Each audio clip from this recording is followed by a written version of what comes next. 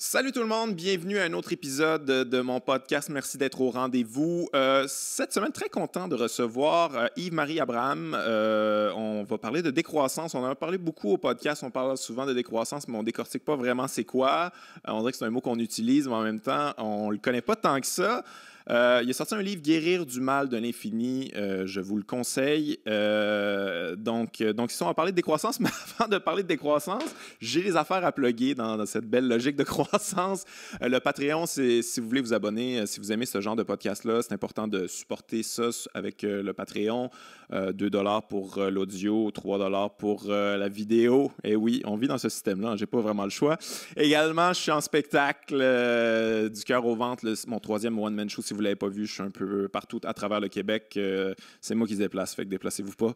Je suis à Montréal en mars et en février, le 22 février, je fais la captation de ce spectacle-là à Vie aux gens de Québec. Il reste pas beaucoup de billets, donc si vous voulez assister au show, vous êtes les bienvenus. On s'en va écouter Yves-Marie Abraham. Let's go!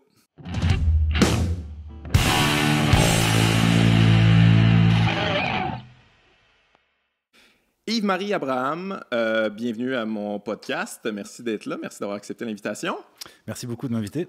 C'est un plaisir. On va parler d'un sujet que je parle souvent au podcast. En fait, on parle souvent de décroissance et on n'élabore pas vraiment souvent parce que c'est un concept qu'on aime parler, qu'on aime...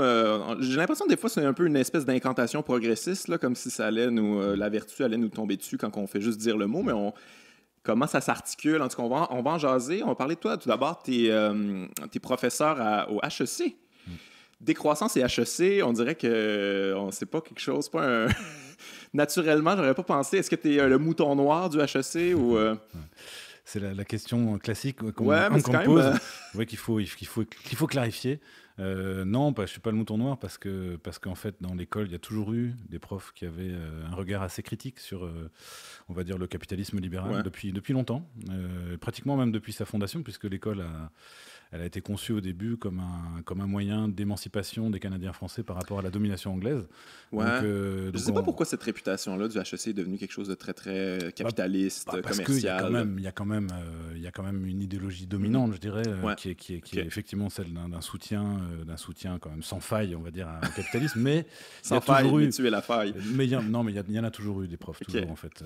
Et donc voilà, c'est des profs comme ça qui m'ont embauché. Mais la décroissance en tant que telle, est-ce que c'est une idée qui circule beaucoup au HEC? Ou... Non. C'est sûr que là, je pense que je dois être un peu le seul, mais c'est une idée qui commence aussi à rejoindre de plus en plus de monde. Donc au départ, c'est sûr que j'étais le seul. Et puis, un peu contrairement à ce que tu dis, on n'en parle quand même pas tant que ça encore. Donc ça reste quelque chose d'assez discret. Mais le mot, les gens sont au courant. On dit décroissance, les gens comprennent, plus ou moins ce qu'on veut dire, mais ils l'ont déjà entendu. Mais ça fait pas si longtemps. Ça fait pas si longtemps. Je te dirais... On commence, si on regarde, il faudrait faire une étude dans les grands médias, mais je pense qu'il y a encore 10 ans, si on lisait les grands médias, quand le mot était utilisé, c'était souvent pour être tourné en dérision, c'est-à-dire comme une espèce de folie, caressée par des fous, et donc là non, ça commence à être pris au sérieux, je dirais depuis 2-3 ans, on commence à voir dans les grands médias. En lien avec les catastrophes naturelles. Ça joue, peut-être que c'est pas si ça. Ah non, c'est ça, c'est clairement ça qui a été décisif, c'est quand on a vu en Occident certaines manifestations du désastre écologique, là ça commence à être pris au sérieux, et donc on a vu dans les grands médias des articles cette fois qui étaient pas forcément favorables, mais au moins qui la présentaient de façon relativement objective, en essayant de comprendre de quoi il s'agissait, quoi. Ça c'est quand même nouveau. Toi, ça fait combien de temps, personnellement, que tu t'intéresses au concept de décroissance? Alors, en fait, je l'ai découvert... Plusieurs ouvrages là-dessus. On va parler un peu de Guérir du mal de l'infini.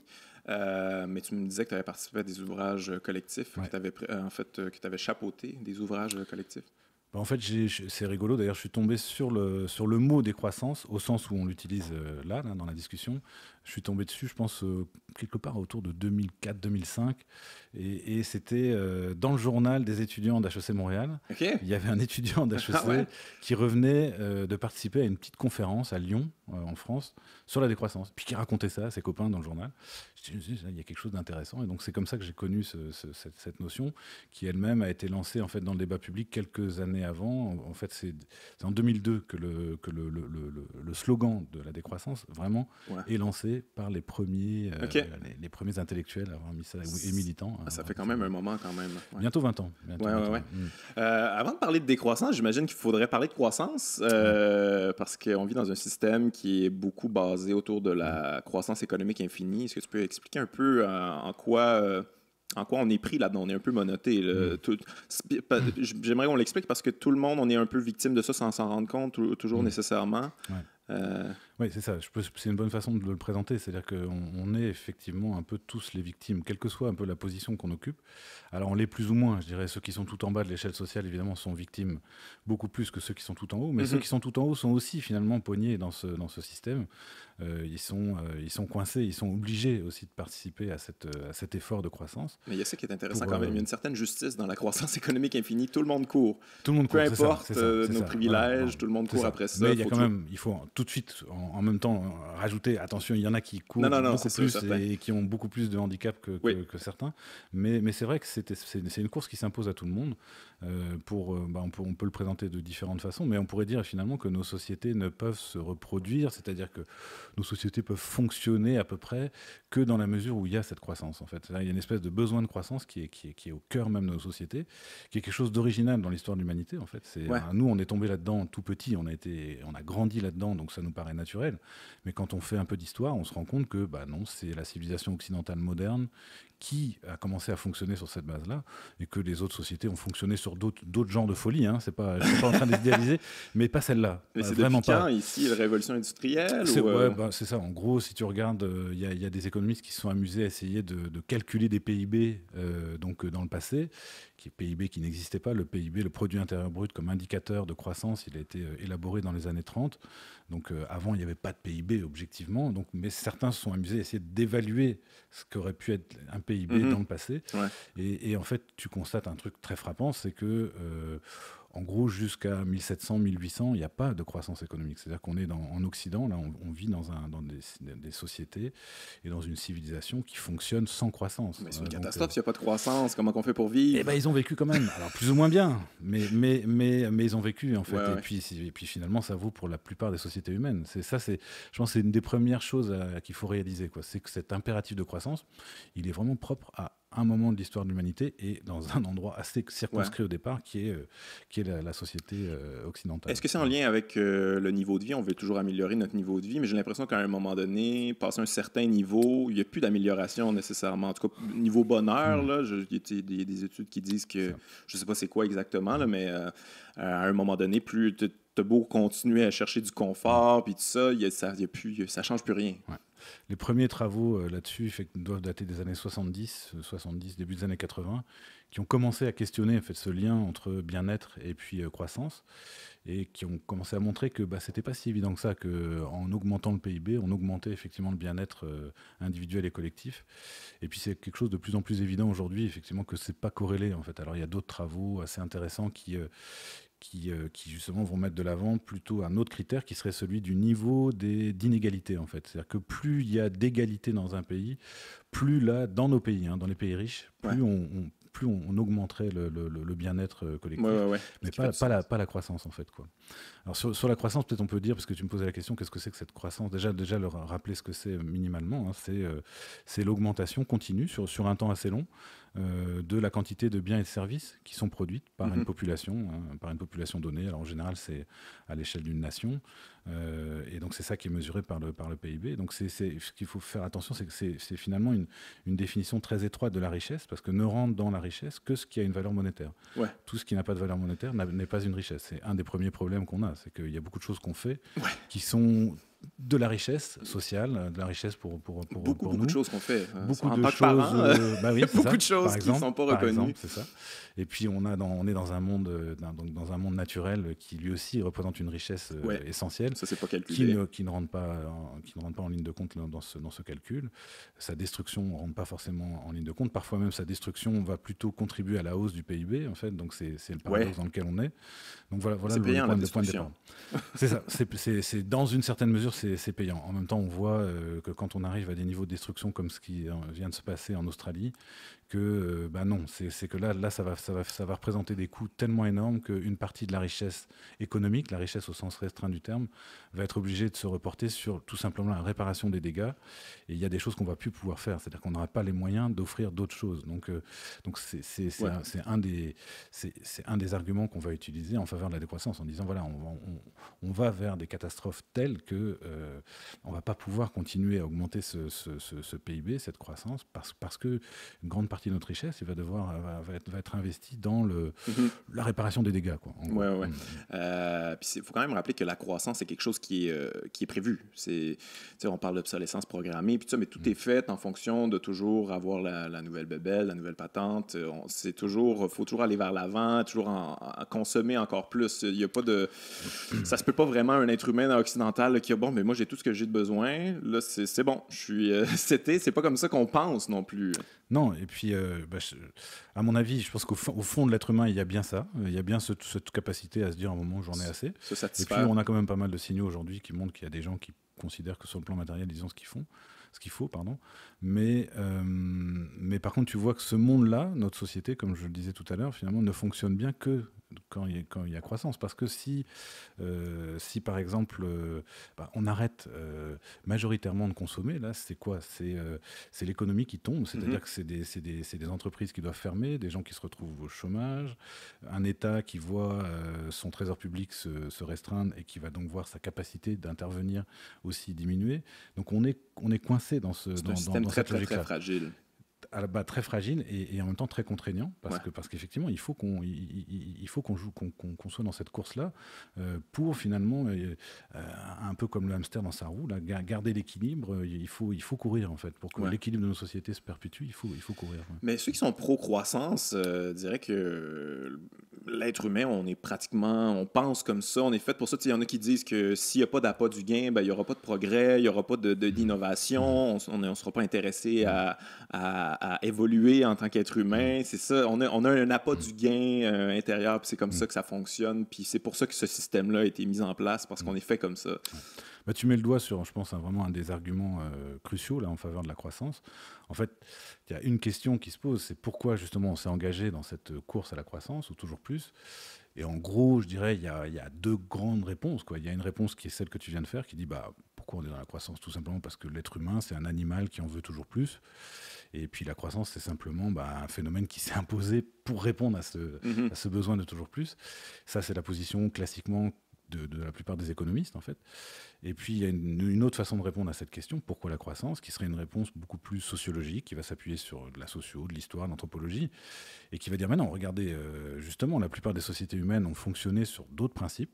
Là encore, je ne suis pas en train de les idéaliser, je suis simplement en train de souligner le fait qu'on se préoccupait d'autres choses dans les autres mondes que les nôtres, et que c'est bien notre monde qui a imposé ça. Alors, ce monde, comment est-ce qu'il se caractérise ? Notamment, c'est caricatural de ma part de le dire, mais c'est un monde qui a été peu à peu dominé par les marchands. C'est-à-dire, qui est intéressé par le fait de produire et de vendre de plus en plus de biens et de services chaque année, c'est-à-dire en fait de vendre et de produire toujours plus de marchandises, c'est les marchands.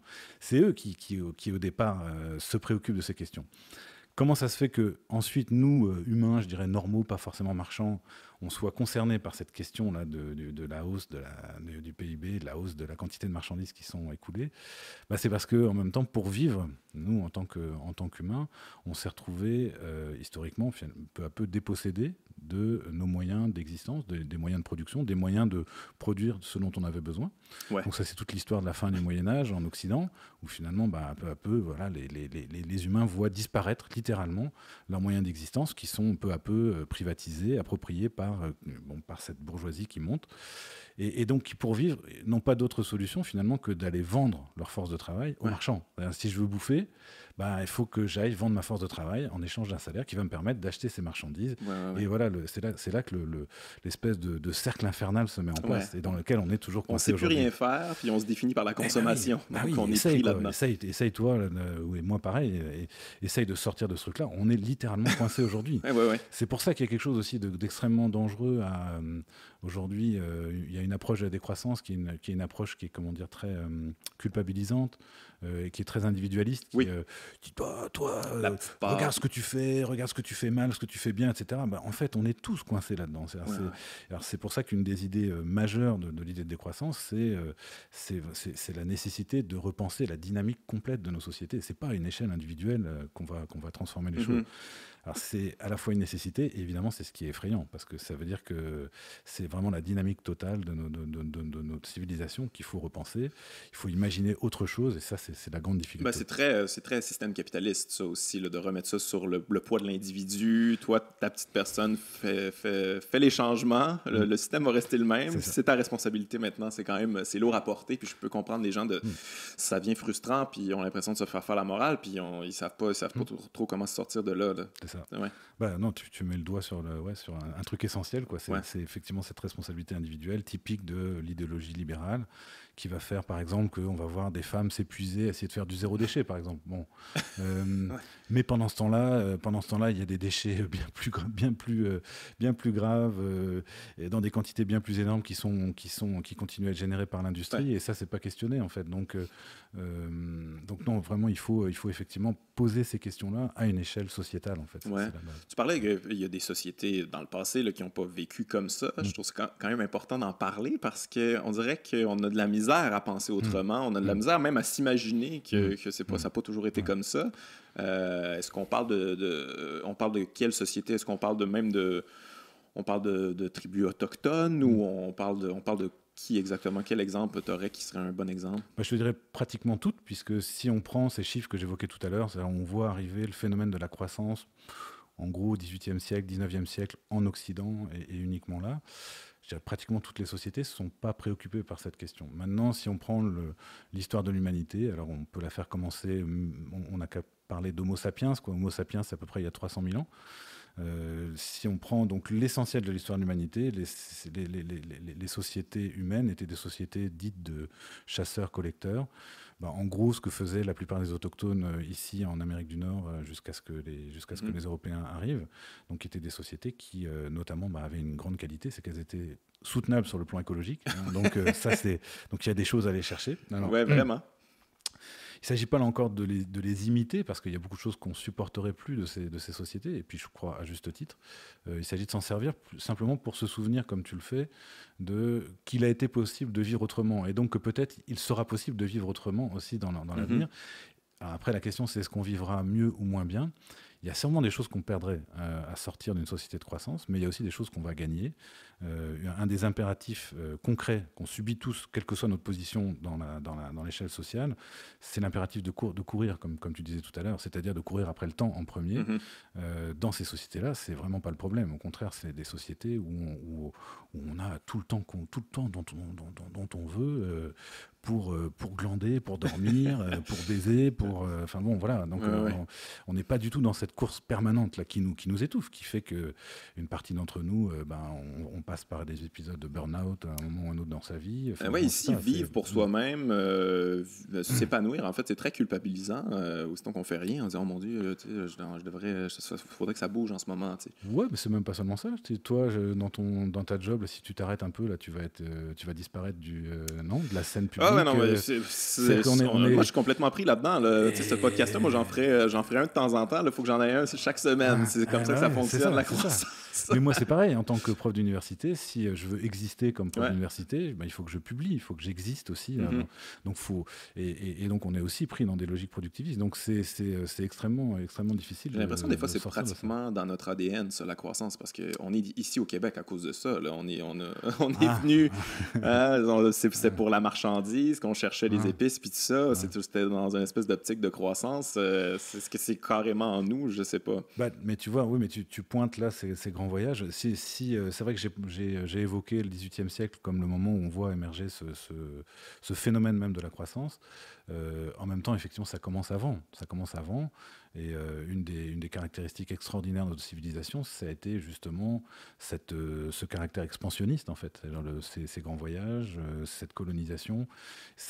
Alors, mais on retombe sur la même question que celle que je posais tout à l'heure, la même alternative. Est-ce que c'est, comme tu le dis là, dans notre ADN, ou est-ce que c'est dans l'ADN d'une certaine civilisation qui émerge dans l'Europe occidentale au cours du Moyen-Âge? Moi, ce serait plutôt ma position. En fait. Et je m'appuierais sur justement toutes ces traces historiques d'autres sociétés humaines qui laissent penser que voilà, c'était pas du tout une nécessité et que beaucoup d'humains ont considéré que oui, il y avait aucun bon sens à essayer d'accumuler, d'améliorer toujours plus sa condition sur le plan matériel. On a des exemples historiques enfin de sociétés qui ont perduré jusqu'à aujourd'hui, qui tout en voyant comment on vivait nous, enfin comment les Occidentaux vivaient, on préférait ne pas le faire. Je suis en train de lire le bouquin de Bernard Arcan là, qui est paru chez Lux là, sur les cuivasses. Super intéressant. Justement, Arcan va les visiter dans les années 60, milieu des années 60, et découvre, d'abord il se demande s'ils existent pour vrai. En fait, il découvre qu'ils existent, et qu'effectivement, c'est des chasseurs-collecteurs qui vivent dans une espèce de savane là, au Brésil, en marge de la forêt. Et donc, non seulement ils existent, ils vivent bien comme des chasseurs-collecteurs, et surtout, ils réalisent que ces cuivasses ont une parfaite connaissance de ce qui se fait autour. C'est-à-dire, ils savent qu'il y a des humains qui pratiquent l'agriculture, notamment. Et nous, on a été élevés, éduqués dans cette espèce d'évidence selon laquelle, finalement, l'agriculture représente un progrès par rapport à l'époque de la chasse et la cueillette. Eux, ils ne considèrent pas ça du tout comme un progrès. Ils disent oh là là, attends, c'est pas drôle du tout leur affaire. Leur boulot, être pogné dans la terre à longueur de journée, à manger toujours la même chose. Un des trucs qu'on voit pas en fait quand on évoque ces sociétés de chasseurs-cueilleurs, c'est que finalement, notamment leur alimentation était extrêmement diversifiée en fait, et beaucoup plus que celle des agriculteurs, notamment des premiers agriculteurs. Donc si on prend ce critère-là, par exemple, on se dit c'était plutôt mieux leur mode de vie que de passer à l'agriculture. C'est quelque chose que les archéologues aujourd'hui sont en train de mettre en évidence de plus en plus. Mais ça prend beaucoup de territoire pour vivre comme ça. Ça serait pas maintenant. Aujourd'hui, on est coincé. On peut pas apprendre. On peut pas aller faire un stage chez les primitifs, apprendre à chasser avec un arc et puis tout s'y mettre parce que non là ça tient plus. Donc il faut inventer autre chose. On va parler de décroissance un peu. C'est quand même une position qui c'est quelque chose d'unique. Là. C'est la première fois que j'imagine qu'il faut penser en termes de décroissance parce que là quand on parle de peuples qui se contentaient, eux autres qui n'avaient pas l'impression de se contenter, là il y avait juste établi. Là, nous il y a eu tellement eu de croissance qu'il faut décroisser. C'est difficile. C'est briser un système, c'est un peu ça. Ouais, c'est ça, c'est vraiment toute la difficulté. Et puis un système qui est d'ampleur mondiale aujourd'hui, ce qui n'est jamais arrivé dans l'histoire de l'humanité, c'est qu'il n'y a plus tellement d'autres modèles à côté, il y a vraiment plus que celui-là. Et donc comment faire ça à cette échelle, donc qui est une échelle mondiale, et aussi dans des temps, dans des délais qui sont relativement courts, parce que si on veut éviter le pire des catastrophes à venir, là, il faut aller assez vite. Donc c'est sûr que c'est très décourageant parce que c'est trop gigantesque en fait. Alors comment est-ce qu'on peut imaginer quand même une transformation de nos sociétés qui irait dans le sens d'une décroissance? Je pense pour moi c'est une combinaison de décisions politiques à différentes échelles. Je ne pense pas qu'on passera par des décisions à l'échelle étatique.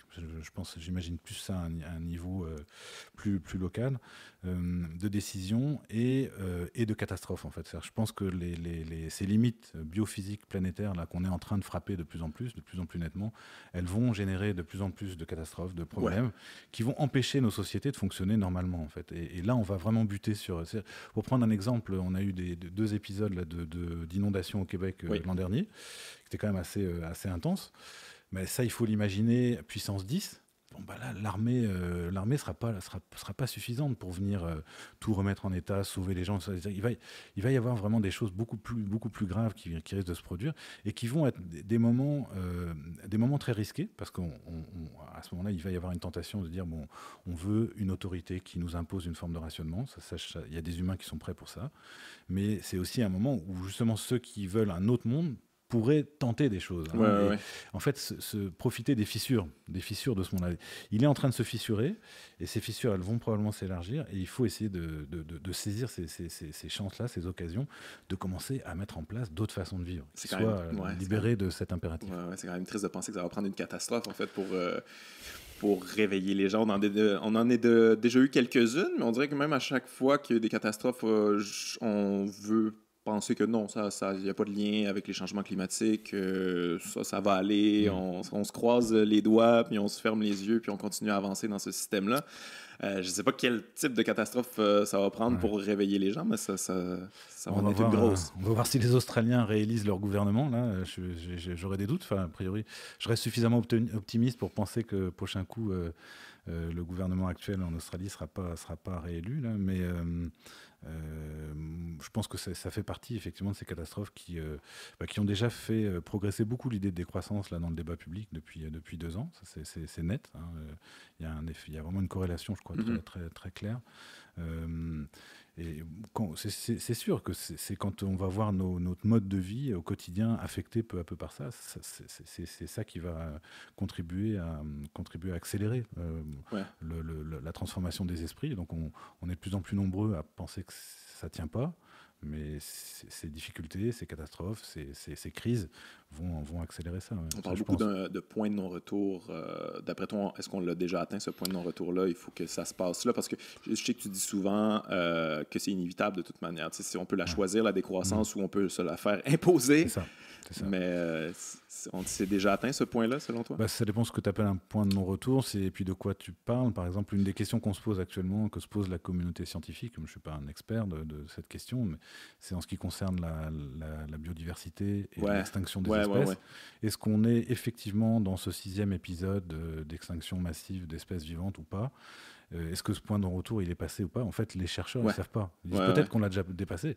C'est une des grandes difficultés pour l'action politique sur ces questions-là, c'est qu'on est sur des phénomènes qui sont des phénomènes systémiques, donc des phénomènes qui évoluent d'une façon qui n'est pas linéaire, qui n'est pas quelque chose qu'on voit apparaître progressivement puis se déployer.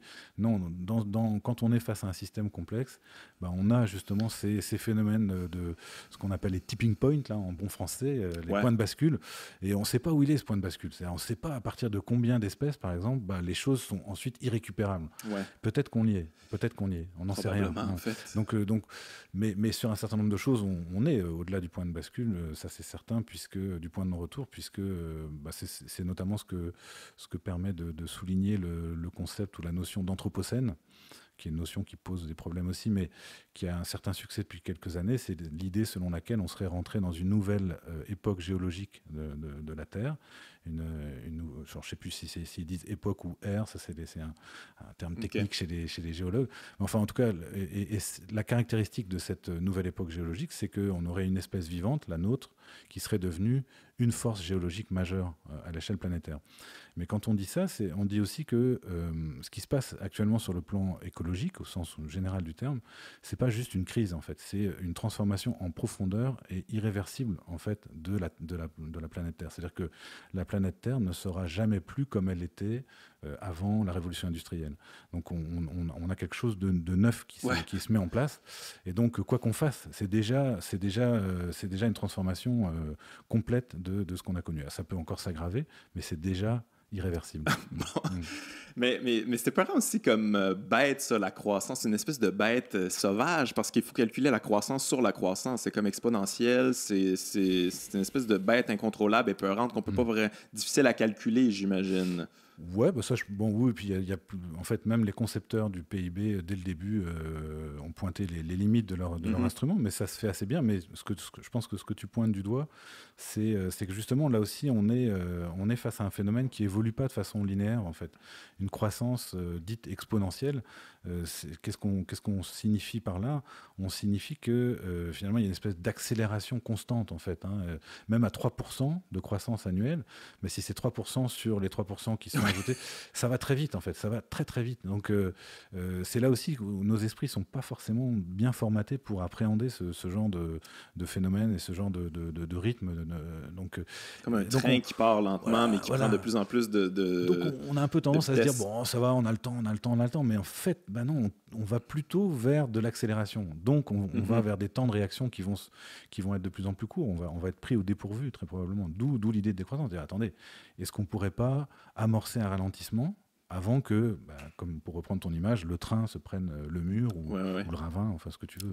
Le frein, il est mieux d'être solide là, si on veut arrêter ça.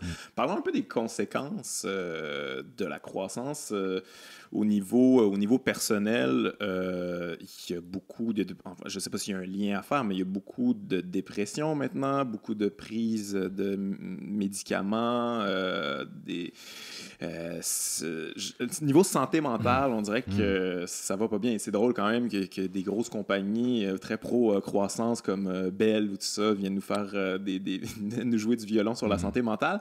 Mais en tout cas, je sais pas s'il y a un lien direct à faire, mais ça me semble inquiétant. En tout cas, moi, autour de moi, je vois il y a de plus en plus de problèmes, de stress, d'angoisse, de crise d'anxiété. Faut toujours que ça bouge. Bah oui, je suis entièrement d'accord avec toi. Je soutiens ton hypothèse du lien entre cette tendance à la croissance et puis certains de ces maux, là, de ces problèmes. Et je pense, pour moi, ça fait partie des arguments à utiliser dans nos pays riches, y compris nous. Parce que c'était pour être heureux, cette affaire-là. Là. C'est ça. C'est ça. C'est ça. C'est que tu as une promesse, en fait, cette promesse de bonheur. Et puis on se rend compte que non, finalement, ça a l'air de produire parfois l'inverse.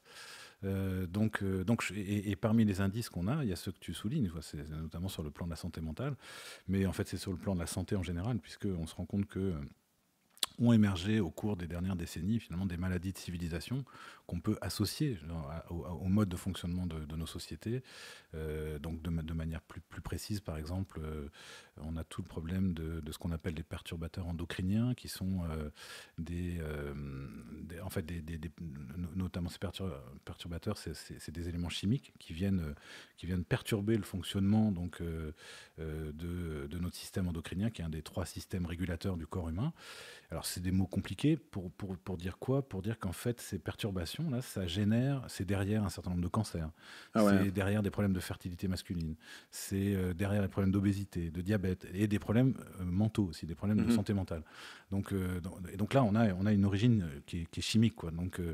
Et ça c'est des phénomènes très récents en fait. Ça se développe avec la chimie, avec la chimie de synthèse post Deuxième Guerre mondiale. Là, donc là on a aussi un effet pervers terrible et puis qui apparaît vraiment de manière très nette dans les pays les plus riches et qui tirent le mieux parti de cette croissance, quoi.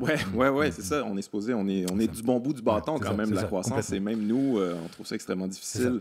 Et comme tu dis, il faut peut-être que tu avais prévu d'en parler, mais c'est ça. Il faut aussi réaliser que cette croissance, cette richesse, ce bien-être matériel dont on bénéficie, il s'est constitué sur la base d'une exploitation brutale, assez sauvage, de beaucoup de ressources naturelles des pays du Sud. En fait, c'est-à-dire que c'est pas nous qui serions un peu en avance par rapport aux pays du Sud qui un jour pourraient nous rejoindre.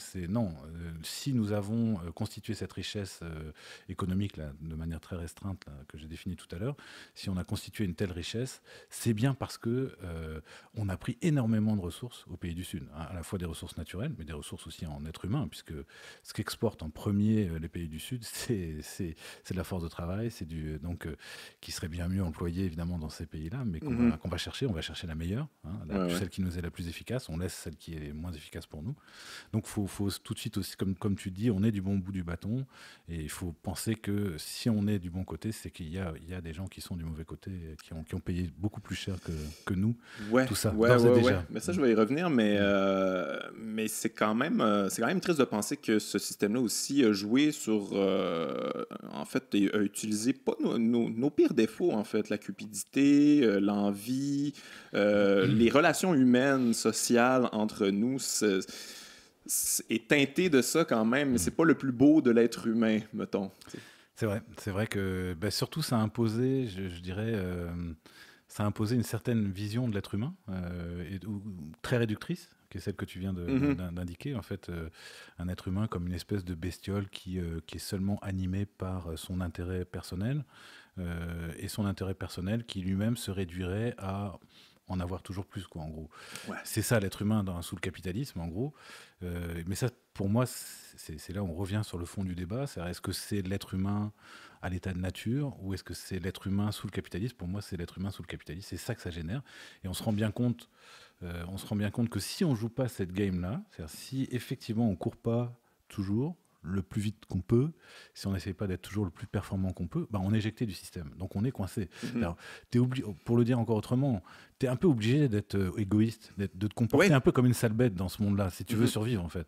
Et donc, ça nous force, ça. Donc je te rejoins. C'est-à-dire que ça va chercher chez nous certaines compétences qui sont aussi très utiles, savoir se battre pour survivre, l'être humain il en a eu besoin, mais aujourd'hui on en est réduit à ça. Et donc d'autres compétences humaines, d'autres éléments qui caractérisent l'espèce humaine sont complètement niés, complètement négligés, complètement marginalisés dans cette civilisation, et notamment tout ce qui est la capacité et le plaisir qu'on peut avoir à coopérer, par exemple, et à donner, à échanger, à s'aimer. Enfin, c'est pas mal ça l'expérience humaine quand tu y penses. Tu sais, juste exploiter les autres, en vouloir plus, piler sur la tête des autres. Tu peux pas t'aimer quand tu fais ça, et tu développes une certaine haine des autres parce que tu les utilises, tu deviens misanthrope, puis il n'y a personne qui peut être heureux avec ça. Mais tu parlais de la nature tantôt, c'est quelque chose qui revient souvent quand même chez les gens pro-croissance. C'est comme ça, la nature est comme ça, la nature, c'est ça, c'est la loi du plus fort, puis c'est toujours de la croissance dans la nature. Donc nous, on vient de la nature aussi, donc c'est normal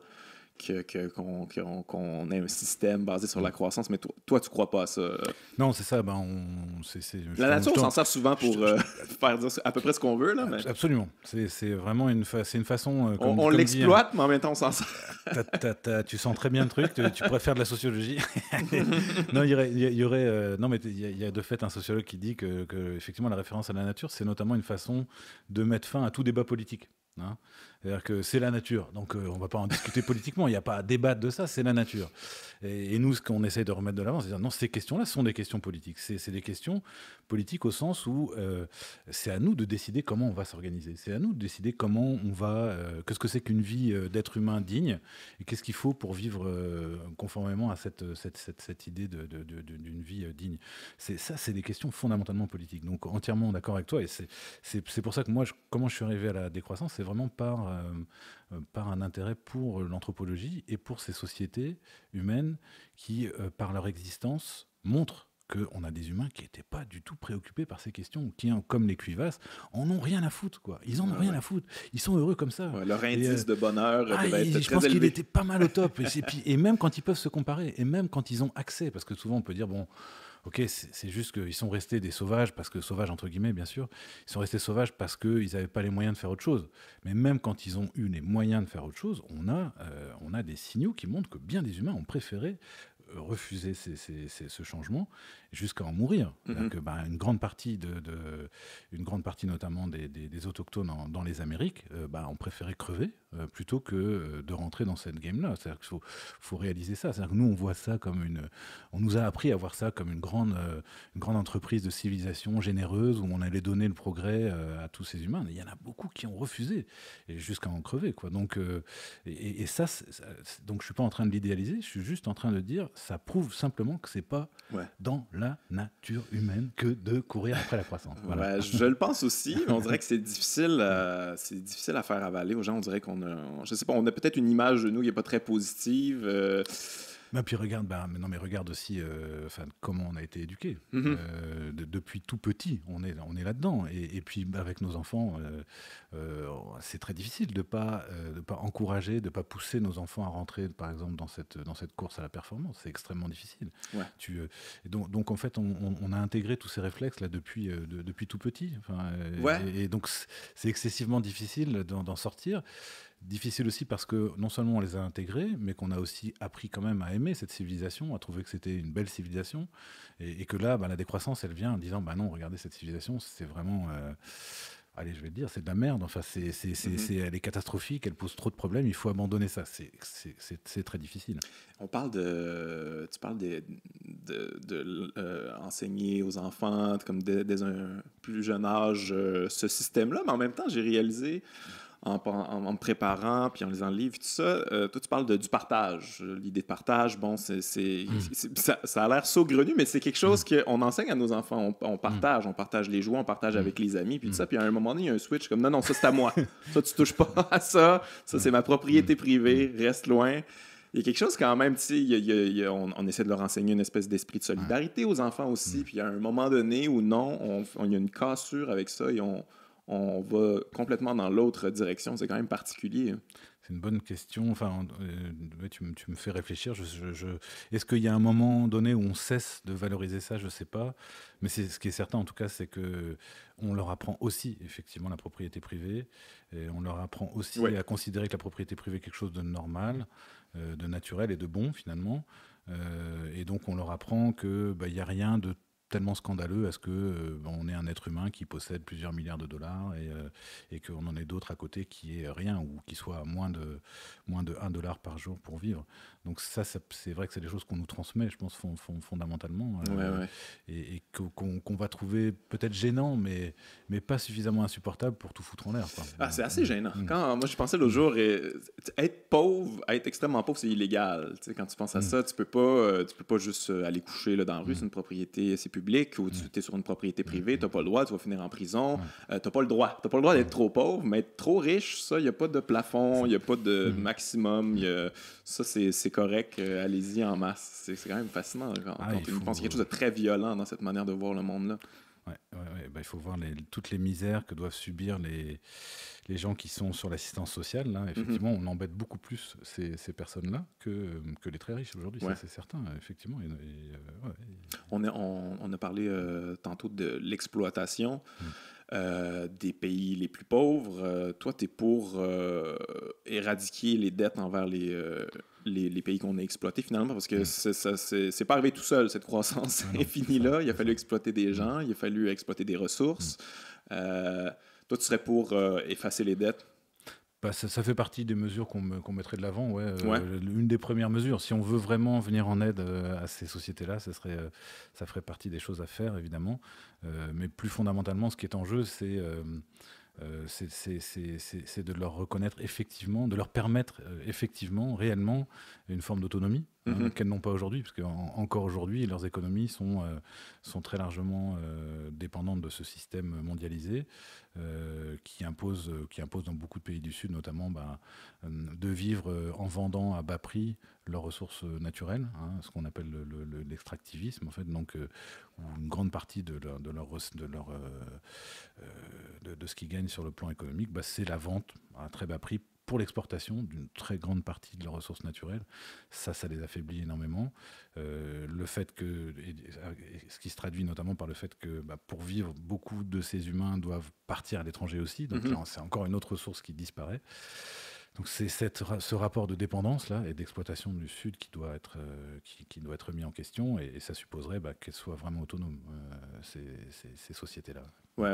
On dirait on se sent pas assez gêné de comment on exploitait. Bon, il y a un bon livre là-dessus, Les veines ouvertes de l'Amérique latine de Eduardo Galeano, qui est effrayant. Finalement, tu réalises comment on a bâti nos richesses. En fait, ça se fait encore aujourd'hui. Il y a un autre livre tout récent qui vient de sortir cet automne chez Éco-Société qui s'appelle À côté de nous, le déluge. Le sous-titre, c'est La société de l'externalisation, si je me souviens bien, qui montre bien, justement, là, depuis chiffres à l'appui, chiffres plus récents, qui montrent que finalement cette puissance de l'Occident, elle s'est constituée notamment sur le fait de transférer aux pays les plus pauvres les coûts de cette croissance-là. C'est-à-dire qu'il y a des coûts associés à cette croissance, et ces coûts, on a réussi jusqu'ici, en gros, à les refiler à ces pays-là et aux générations futures. On arrive à un moment là où, en même temps, non, on n'y arrive plus. Ça se rapproche, c'est ça. Et pour une part, c'est ça, les possibles vagues d'immigration qui seraient causées par un réchauffement global dans les années qui viennent. C'est une espèce de retour du refoulé, c'est-à-dire que ce qu'on a réussi à tenir à l'écart revient. Alors, les murs à la Trump, là, ça va pas suffire probablement à arrêter ce genre de phénomène, qui est vraiment un retour du refoulé. Ce qu'on a réussi à externaliser, c'est le mot qu'utilisent les économistes, là, nous revient en quelque sorte aujourd'hui en pleine face. Quoi. Ouais. Il n'y a pas aussi, peut-être que je me trompe, mais il n'y a pas un gros mensonge dans la croissance économique infinie parce que c'est beaucoup basé sur la dette. Tout le monde est endetté, il y a toujours la grosse dette. En fait, ça a l'air qu'on devrait 3 fois la planète. Là. On se doit 3 fois nous. C'est gonflé, c'est quelque chose c'est spéculatif à quelque part, j'imagine. Ouais, c'est ça. Est-ce que finalement, est-ce qu'il y a vraiment un surplus qui a été produit ou est-ce que finalement, il y a derrière ce surplus, il y a une dette qui représente... Ça, c'est des choses qui sont un peu débattues par les chercheurs là-dessus. Mais globalement, oui, tu as raison. Et ce qu'on peut souligner, c'est que tu as cette espèce de dette écologique, qui est un concept d'ailleurs qui a été élaboré par des chercheurs et militants d'Amérique latine. OK. L'idée d'une dette, donc dire, attendez, vous nous réclamez de l'argent, mais regardez la dette que vous avez vis-à-vis de nous sur le plan écologique. Regardez tout ce que vous nous avez pris comme ressources. C'est pas seulement d'ailleurs ce qu'on leur a pris, c'est aussi les déchets qu'on leur a envoyés, parce que ça va dans les deux sens. Hein, on leur envoie aussi tous nos déchets. Donc, tu as cette histoire de dette écologique, et puis depuis quelques décennies, il y a cette dette aussi au sens classique du terme, cette dette qui ne cesse d'augmenter, c'est-à-dire une difficulté aussi de nos sociétés, de cette civilisation, à vraiment générer effectivement de la valeur. C'est-à-dire, en fait, pourquoi on s'endette tous ? Parce que finalement, ça a l'air de fonctionner de moins en moins bien aussi. Et donc, comment est-ce qu'on a fait fonctionner le système ? Avec le crédit. Hein, le crédit privé, crédit public. Hein, donc, les États sont endettés, les humains ordinaires sont endettés. C'est ça qui tient le système aujourd'hui. Mais ça laisse entendre que ce système, il a en fait du mal à générer cette fameuse valeur, cette richesse. Il a de plus en plus de mal à le faire. Donc, ça aussi, c'est peut-être un signe qui est à la fois inquiétant pour le système, mais qui est plutôt une bonne nouvelle pour ceux qui veulent en faire la critique. Disant, regardez, le système, il a du mal. Il a plein d'effets pervers, on a commencé à en évoquer, les maladies que tu évoquais, etc. Mais regardez même sur le plan économique, il a bien du mal, en fait, à générer ce surplus-là. Ouais. Personne vit vraiment son vrai niveau de vie, finalement. Tout le monde est endetté, tout le monde gonfle son propre niveau de vie. Et c'est pas soutenable, éventuellement. En parlant de solution un peu, la solution, ça serait pas dans la consommation verte. Là. On parle de plus en plus de ça, mais toi, t'es pas vraiment d'accord avec ça. On parle de... j'ai l'impression que c'est très capitaliste, ça aussi, d'ailleurs. Là, c'est très se définir par sa consommation. Moi, je suis vertueux, ça, c'est correct. On remplace tous les produits par des produits verts. Et ça va régler tous les problèmes, mais c'est pas de même que ça se passe dans la réalité. C'est ça. Le capitalisme... il a besoin qu'on consomme des marchandises. Oui. On voit qu'on les consomme. Il n'a même pas besoin qu'on les consomme. En fait, il a besoin qu'on les achète. C'est ça qui est important et qu'on en achète effectivement toujours plus. C'est ça qui permet cette accumulation de capital avec les difficultés que je viens d'évoquer. Ouais. Mais il en a besoin. Donc oui, si on peut nous convaincre d'acheter des trucs verts, c'est très bien. Ça permet au système de se perpétuer. Par contre, c'est ça, ce qu'on constate, c'est que en fait, plus il y a effectivement croissance économique, plus il y a dégradation sur le plan écologique. C'est-à-dire que quel que soit le contenu de ces marchandises, on peut bien faire plein d'efforts, on peut réussir à économiser un certain nombre de choses, à réduire certains problèmes, mais globalement, là, si on prend si on met ensemble tous ces chiffres-là, si on a de la croissance, on a aussi accélération de la dégradation écologique. Donc ce que font les partisans du développement durable ou de la croissance verte, ou même aujourd'hui, c'est un peu un nouveau terme qui est plus à la mode, qui passe bien, qui est celui de la transition écologique. Ce qu'ils nous promettent finalement, c'est la capacité à préserver cette croissance économique tout en arrêtant finalement de dégrader les choses sur le plan écologique. Donc, et ça, si on regarde l'histoire, depuis 200 ans, on n'en a jamais été capable. Alors, ils nous disent, mais on va être capable de ça. Non, on va en être capable. Alors quand on regarde, non, on voit plutôt des arguments qui nous laissent penser qu'on n'y arrivera pas. Évidemment, c'est l'avenir. Donc, l'avenir, on ne sait pas. Peut-être qu'effectivement, il va y avoir, je ne sais pas, des trouvailles scientifiques puis technologiques extraordinaires. Donc on ne peut pas l'exclure, il faut être prudent. Il y a beaucoup de gens aujourd'hui qui disent on est foutu, tout est plié. Bon, pour moi, l'avenir est ouvert, ce qui ouvre le jeu, notamment au jeu politique, hein, mais on ne peut pas exclure ça. Mais c'est vrai que si on veut être raisonnable aujourd'hui, ça paraît vraiment très risqué de parier sur ces innovations qui nous permettraient d'avoir cette croissance dans le respect des limites biophysiques planétaires. Pour l'instant, on n'en a jamais été capable, jamais. Pour l'instant, ça va toujours ensemble, la dégradation. Donc, qu'est-ce qui nous permettrait d'y arriver? On ne voit pas, surtout dans les délais dont on dispose. Parce que même si on avait des innovations technologiques là, qui seraient vraiment révolutionnaires, parce que là, actuellement, on n'a rien sur le plan technologique, on n'a rien qui nous permettrait de penser qu'on va faire cette dissociation, ce découplage, comme on le dit, pour employer le terme technique, entre croissance et impact écologique de cette croissance. Donc, il faudrait quelque chose de vraiment de révolutionnaire. Et même si on l'avait, pour que ça soit développé à une échelle suffisante pour que c'est les effets escomptés, on n'a pas forcément le temps, quoi. Notamment pour des raisons climatiques. C'est en ce sens qu'on est coincé aussi par le temps. Mais j'ai l'impression aussi que c'est une manière de penser, une manière de penser très individualiste et très consommateur. On veut agir sur notre petit monde. La voiture électrique, c'est un bon exemple. On se dit, moi, je vais changer ma voiture, c'est une voiture électrique, mais il a fallu produire une nouvelle voiture. C'est un coût énergétique énorme. Tu aurais pu prendre une vieille voiture là, qui était sur ses derniers milles, mais tu n'as pas fait ça, mais parce que toi, tu te dis, comme ça, c'est vert, ça va dire à tout le monde que je suis vert. Moi, mes produits sont verts. Il a fallu les créer, ces produits-là. C'est dans la même logique, finalement. C'est dans la logique de consommation, de croissance économique infinie tout le temps. Ouais. Ce qui est bien, c'est que, si tu veux, il y a de plus en plus de gens qui réalisent ça, de plus en plus de chercheurs qui travaillent là-dessus et qui montrent à quel point ce genre de solutions n'en sont pas, en fait, hein, notamment la voiture. Comme dit mon camarade Philippe Gauthier, la voiture électrique, elle n'est pas là pour sauver la planète, elle est là pour sauver la bagnole. Enfin, elle est là pour sauver toute une industrie. Mais ça vaut pour toutes ces marchandises vertes, en fait, hein, dans une large mesure. Donc, il s'agit beaucoup plus d'entretenir le système, de trouver un moyen de le faire durer encore un peu. Comme on le dit méchamment parfois, durable, c'est ça, on pollue moins pour polluer plus longtemps, enfin, mais donc pour pouvoir faire durer les choses encore un moment, quoi. Mais finalement, on résout pas le problème, on résout pas cette espèce de contradiction fondamentale qu'on observe historiquement entre la croissance économique et le respect des limites planétaires, en fait. Toi, tu crois pas à ça, le développement durable? Non, c'est ça. Non seulement je crois pas, mais c'est un vernis, puis c'est un vernis qui a été dangereux parce que si tu veux, si on regarde historiquement comment est-ce qu'il apparaît, ce discours-là, il apparaît dans les années 80 et il apparaît dans une large mesure comme une réponse à des critiques des années 60-70 qui étaient pas mal radicales, qui disaient ce monde-là, il tient pas, le productivisme, on n'en veut plus. Donc, en fait, toutes les idées de la décroissance étaient déjà formulées dans les années 60-70 pour l'essentiel. Et ce discours-là dit, mais si, on va y arriver. Ok, vous trouvez que ce capitalisme est problématique sur le plan écologique, on va trouver un capitalisme qui va être moins gênant. Vous trouvez qu'il est problématique sur le plan social, on va faire un truc plus juste. Le développement durable, c'est ça, c'est un équilibre entre croissance économique, justice sociale et donc respect des limites biophysiques. Et donc, ce discours très puissant qui s'est imposé dans les années 80, il est venu un peu éteindre, en fait, cette contestation. Éteindre la révolution un peu. Tout ça, c'est des décennies perdues, quoi. C'est des décennies perdues par rapport à ce changement qui était déjà posé d'une façon très très claire fin des années 60, début des années 70. Il y en a qui vont dire c'est mieux que rien, en même temps c'est positif, au moins ça s'en va vers quelque chose de mieux. C'est l'impression que les gens sur le plan ont. Écologique, c'est fou. Tu prends tous les chiffres dont on dispose, on n'a pas cessé de voir accélérer le désastre sur le plan écologique depuis cette époque-là, en fait. Alors, paradoxalement, peut-être on pourrait dire que ça aurait été encore pire s'il y avait pas ça, mais en tout cas, on a accéléré. On n'a vraiment pas ralenti, on a accéléré sur la plupart de ces indicateurs écologiques dont on dispose. On a vu une aggravation depuis cette époque-là.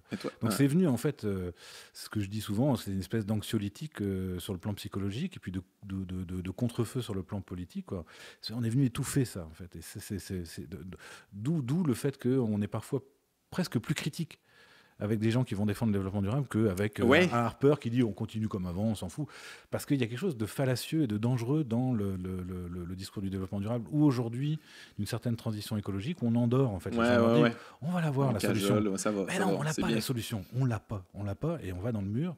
Ce que beaucoup aujourd'hui, j'ai pas utilisé le mot encore, là, mais je l'utilise très peu dans mon bouquin, mais c'est toute la thématique de l'effondrement. C'est-à-dire que concrètement, qu'est-ce qui pourrait se produire dans les décennies qui viennent? Pour certains, c'est même dans les années qui viennent. C'est un effondrement de nos sociétés, c'est-à-dire une incapacité pour nos sociétés à satisfaire les besoins de base de la plupart d'entre nous. En fait. C'est ça un effondrement. Et donc concrètement, voilà, il y a une partie des humains qui ne peuvent plus vivre, et puis une autre partie qui voit ses conditions de vie se dégrader. Donc ça, c'est vraiment une thématique qui monte depuis maintenant 5 ans. Là. C'est vraiment il y a eu un bouquin en France qui a eu beaucoup de succès qui s'appelle Comment tout peut s'effondrer, qui met ça de l'avant.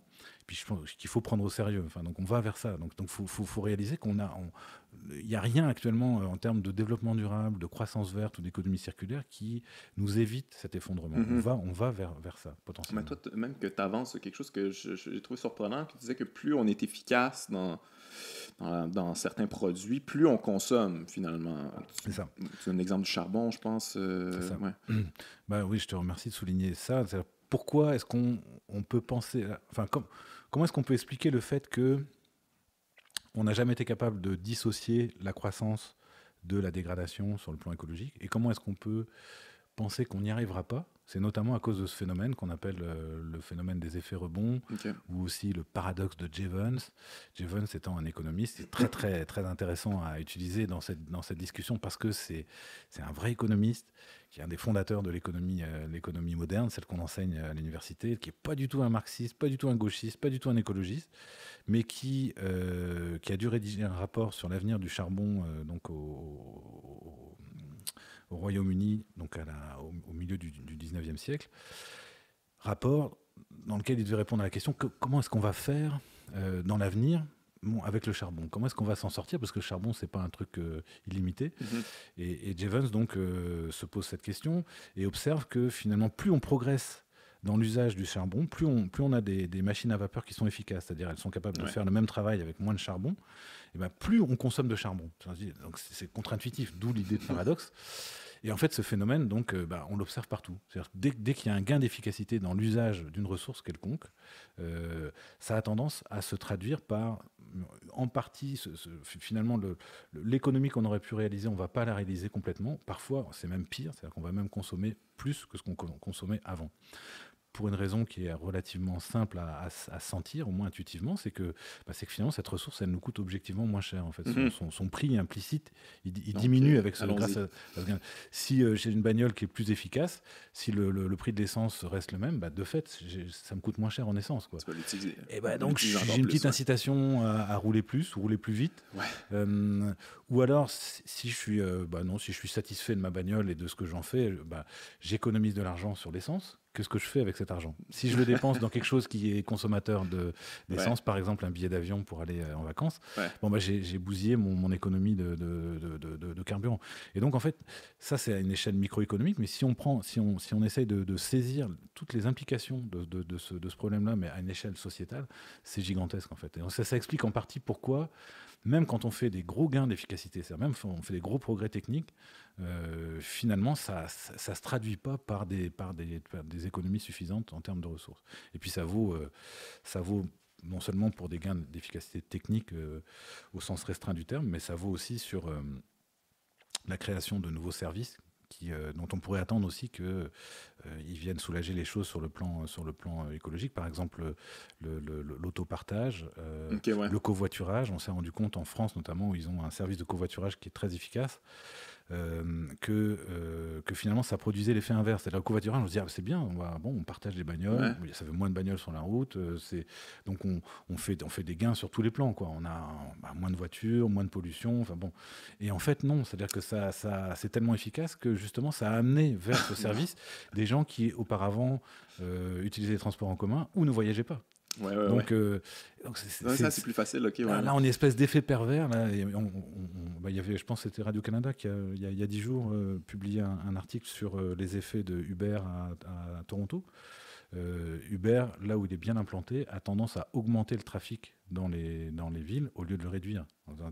Pour les mêmes raisons, c'est très efficace. Ça amène des gens qui auraient pris le bus, le vélo, auraient été à pied peut-être, ou ne seraient pas déplacés, à se déplacer. Moi, j'ai des étudiants qui n'ont pas les moyens de se payer une bagnole, mais qui ont les moyens de se payer Uber. Et donc, qui vont contribuer parfois à cette augmentation. C'est fascinant, c'est décourageant. Mais, en tout cas, ça montre que c'est pas du côté de ces solutions qu'on va y arriver. C'est pas en pensant qu'on va, en travaillant sur l'innovation technique, que ça va nous sauver. Il faut une autre stratégie. Il faut dégonfler la balloune. C'est le premier, c'est ça le sous-titre de mon petit bouquin. Le premier impératif, c'est produire moins. C'est accepter qu'il faut produire moins, au moins dans nos sociétés à nous, les plus riches. Ça, c'est le premier impératif. Et à partir de là, évidemment, ça pose tout de suite la question, on produit moins, mais pour qui on produit, qu'est-ce qu'on produit? Et ça, c'est des questions qui, pour moi, sont des questions politiques. C'est des choses qu'il faudrait qu'on puisse décider. C'est-à-dire, qu'est-ce que c'est vivre à Montréal aujourd'hui? Ce serait quoi une vie digne? Il faudrait, qu'est-ce que c'est un minimum de pieds carrés pour avoir une vie digne? C'est combien? Bon, voilà. Donc, il y a des maisons. Est-ce que ta maison, vous êtes 3? Est-ce que ta maison, elle n'est pas un peu grande pour 3? Par exemple, ça se discute. Bon, mais il faudrait pouvoir en discuter ensemble.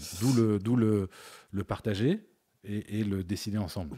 C'est ça. Il faut tenir les trois. Mais ça, c'est beaucoup de choses. Là, il faut repenser le système démocratique actuel. Je dis démocratie, je n'aime pas dire démocratie pour ce système-là, mais quand même, ça doit partir de là, parce que sinon, on peut pas prendre des décisions. On peut se partir une commune, là, si on veut, là, mais c'est...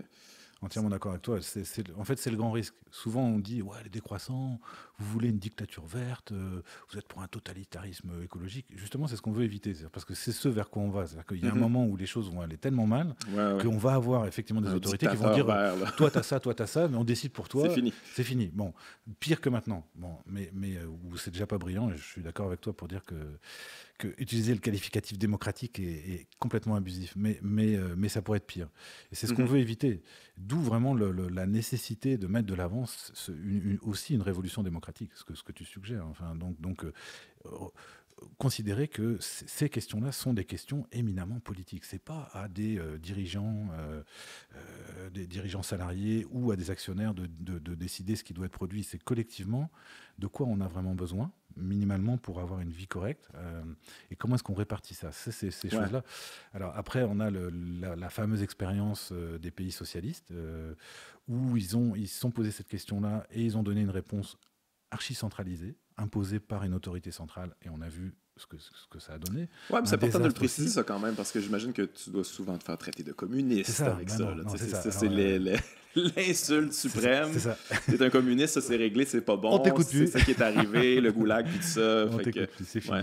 Ouais, c'est ça. Et donc, c'est vrai, c'est la difficulté. Donc, il faut souligner que ce qu'on a appelé donc ces sociétés communistes étaient des sociétés hyper productivistes, en fait, qui étaient animées par la même pulsion là, à produire toujours plus.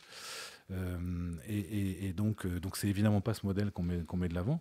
L'idée, c'est de sortir un peu de l'alternative dans laquelle on est coincé depuis 2 siècles, entre soit un capitalisme libéral où on parie sur l'actionnariat privé, pour finalement décider de la production et de la distribution, enfin via le marché, ou un État centralisé qui organise tout ça. Donc on veut sortir de ça pour aller vers des formes sociales qui sont beaucoup plus décentralisées, beaucoup plus démocratiques, et qu'on appelle aujourd'hui de plus en plus souvent des communs, en fait, qui serait l'institution qu'on mettrait de l'avant comme vraiment le noyau dur un peu d'une société post-croissance. Il faudrait redéfinir le territoire carrément, j'imagine. Repenser complètement la manière d'habiter le territoire.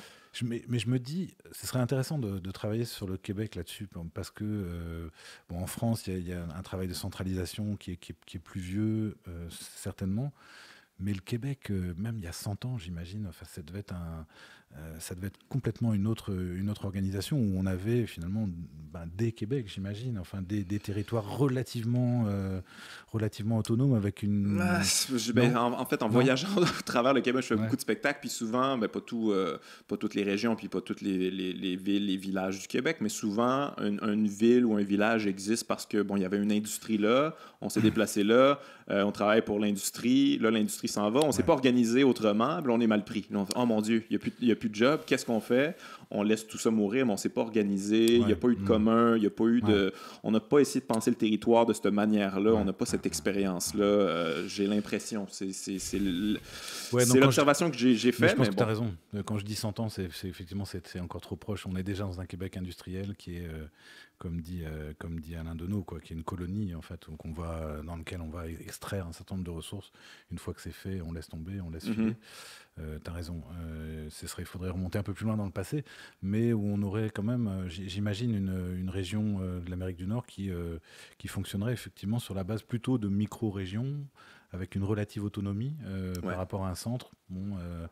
Et c'est ce vers quoi il faut aller, finalement, je pense, fondamentalement, c'est d'imaginer un Québec des régions, avec, selon l'endroit où on se situe, on n'a pas du tout les mêmes activités, on n'a pas les mêmes... Mais on n'aurait plus cette espèce d'État-nation là, qui viendrait tout essayer de tout encadrer, tout réguler, tout planifier, qu'on connaît actuellement. On parle de solutions, de manières de repenser tout ça. Est-ce que tu as des exemples, je sais que tu en as, là, mais je te pose la question quand même, as-tu des exemples d'initiatives qui sont inspirantes, qui peuvent être étudiées, qui peuvent être appliquées peut-être à plus grande échelle? Ouais, déjà, peut-être pour être un peu plus clair et précis sur ce que je disais sur un Québec post-croissance. Ça serait un Québec où on aurait un certain nombre de régions relativement autonomes. Tout ça reposant donc sur une idée force quand même de la décroissance, qui est l'idée de relocalisation de nos activités productives, reproductives, relocaliser ça le plus possible en opposition à la mondialisation, à cette espèce d'internationalisation dans laquelle on est embarqué depuis très longtemps. Donc refuser ça, en fait, une espèce d'inversion de la situation présente qui se caractérise par le fait que les marchandises et le capital circulent librement partout sur la planète et ont besoin de circuler beaucoup pour s'accumuler, pour qu'il y ait accumulation. Donc c'est ça qu'il faudrait empêcher. Par contre, il faut que les humains puissent bouger s'ils veulent bouger, pas forcément en avion, parce que ça on n'arrivera pas. De toute façon, on va pas y arriver pendant très longtemps encore, mais qu'ils puissent bouger et que les idées puissent circuler. Mais en termes d'activité, de production et de reproduction de nos vies, tout ce qu'il nous faut pour vivre minimalement, ça devrait être relocalisé. Ça serait la base. Et donc là, on peut penser cette relocalisation autour de deux institutions, ce que j'ai appelé les communs tout à l'heure, et la commune. La commune comme l'instance municipale, en fait, ce serait l'instance politique qui permettrait de décider comment est-ce qu'on va vivre sur tel territoire, selon quels critères, quels critères on va se donner, comment est-ce qu'on va... c'est à la fois en termes de production, qu'est-ce qu'on va produire, avec quelles limites, comment est-ce qu'on va répartir ça aussi, ce serait une échelle locale. Je crois que c'est essentiel si on veut éviter notamment les dérives terribles, notamment des tentatives socialistes. Donc relocaliser tout ça. Et donc ça, c'est au niveau politique, donc ce serait la municipalité, la commune. Là, on a tout le courant du municipalisme libertaire qui me paraît être aujourd'hui le plus intéressant, qui peut venir alimenter la réflexion là-dessus. Donc on reconquiert le pouvoir par la base, par rapport à un État tout puissant. Et puis en termes d'institutions de production, on aurait donc ces communs qui sont des collectifs d'êtres humains qui décident de se mettre ensemble pour produire un bien ou un service dont ils estiment avoir besoin. Ils produisent d'abord pour eux, plus que pour un marché sur lequel on va essayer de faire du fric en vendant au mieux, etc. Et donc là, c'est là effectivement où ce qui est intéressant avec cette histoire de commun, c'est qu'en fait il y en a déjà plein autour de nous. En fait, il y a beaucoup d'humains d'ores et déjà dans nos villes, dans nos campagnes, se mettent ensemble parce qu'il y a un truc qu'ils n'ont pas et dont ils ont vraiment besoin et qui vont produire pour eux en fait. Donc d'abord pour eux. Donc on a une logique d'autoproduction. Donc celui que je cite toujours et que j'aime beaucoup à Montréal, c'est le bâtiment 7. Ouais, c'est tout récent ça. Maintenant, ils vont bientôt, je pense qu'au printemps, ils vont atteindre les 2 ans, leurs 2 ans d'existence, d'ouverture, c'est ça. Je pense. Donc Mais comment ça fonctionne ça exactement? En fait, j'arrive plus ou moins comprendre comment ça a été que créé. Que tu les invites, c'est parce beaucoup de coopératives. Ok, ouais. J'avoue, c'est vraiment intéressant. C'est vraiment déjà peut-être en mettant en contexte, puis je connais pas parfaitement leur histoire, donc ils raconteraient ça mieux que moi, mais c'est déjà un quartier qui est très particulier, qui est un quartier justement qui a été exploité par le capitalisme, puis complètement laissé à l'abandon, typique du capitalisme. On n'a plus rien à extraire des humains qui sont là, on s'en fout, on les laisse crever. Débrouillez-vous. Donc ils ont été forcés de se débrouiller. Et puis Pointe-Saint-Charles, est assez connu pour avoir développé, notamment dans les années 60-70, un certain nombre de solutions communautaires. C'est-à-dire que là, on se prend en charge pour finalement produire des services, des biens dont on a besoin et que personne n'est prêt à venir nous distribuer. Donc il y a quand même tout ce passé-là qui est derrière, puis qui est vraiment important, je pense, pour comprendre leur histoire. Et puis il y a ce fameux projet de casino sur les terrains du CN. Donc ça se situe, je pense, première partie, début des années 2000, projet de casino, auquel s'oppose un certain nombre de collectifs de Pointe-Saint-Charles en disant non, on ne veut pas de casino à cet endroit-là, c'est encore une façon d'exploiter les pauvres. Bon. Ils refusent, ils gagnent. Et sur ce terrain-là, il y a notamment un bâtiment industriel qui est promis à la destruction et qui vont revendiquer en disant nous, ce bâtiment, on le veut pour en faire justement un espace dans lequel on va pouvoir développer quelque chose qu'on pourrait appeler des communs. C'est pas forcément un mot qu'ils utilisaient à l'époque, mais c'est-à-dire développer des services dont on a besoin et qui sont pas présents, et qu'on va pouvoir contrôler pour nous-mêmes. Et puis là, c'est longue lutte, mais ils ont fini par gagner. C'est-à-dire qu'ils ont fini par obtenir l'expropriation de ce bâtiment industriel, donc obtenir qu'il leur soit donné, avec de l'argent pour, en plus, faire des premiers travaux d'urgence. Il leur a été donné, carrément. Donné, tout à fait, ouais. Donc, c'est 10 ans de lutte pour y arriver. Ensuite, donc, des travaux. Bon, ils ont dû lever des fonds, évidemment, supplémentaires pour remettre ça en état. C'était un truc qui tenait encore bien debout, mais qui était quand même en très mauvais état. Pour une ouverture, donc, il y a bientôt 2 ans, dans lequel, donc ils appellent ça, ce bâtiment, le bâtiment 7, c'est un espace d'autonomie, justement, une fabrique d'autonomie. C'est ça qui est en jeu. C'est comment penser l'autonomie, c'est-à-dire autonomos, c'est-à-dire on va se donner à nous-mêmes nos propres normes d'existence, nos propres lois. Comment on peut avoir ça à Pointe-Saint-Charles. Et parmi les créations de ces collectifs, parce qu'il y a plusieurs collectifs impliqués, il y a notamment donc une épicerie, une épicerie communautaire qui est vraiment un très bel exemple de commun, puisque là on a donc c'est un désert alimentaire, ce coin-là de Pointe-Saint-Charles. Donc, si on veut bouffer, on a juste les dépanneurs. Donc on passe ce qu'il faut pour avoir une alimentation correcte. Donc, on se donne une épicerie. Et cette épicerie, comment est-ce qu'elle fonctionne ? En fait, elle fonctionne en mobilisant, finalement, ses utilisateurs. Ces utilisateurs sont aussi coproducteurs du service. C'est-à-dire que quand tu t'inscris à l'épicerie, tu dois un certain nombre d'heures chaque mois pour faire tourner l'épicerie, pour passer à la caisse, pour remplir des sacs, faire de la logistique, etc.